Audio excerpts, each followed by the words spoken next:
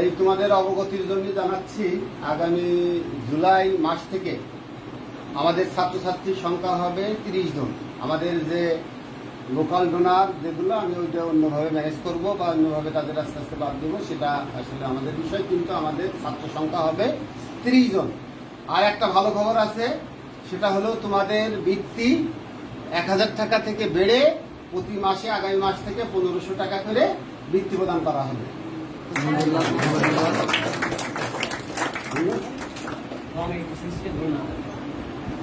ওকে, ধন্যবাদ ফ্রম 86 কে, ধন্যবাদ ডোনারকে, এই ছাত্রছাত্রীদের 1500 করার জন্য।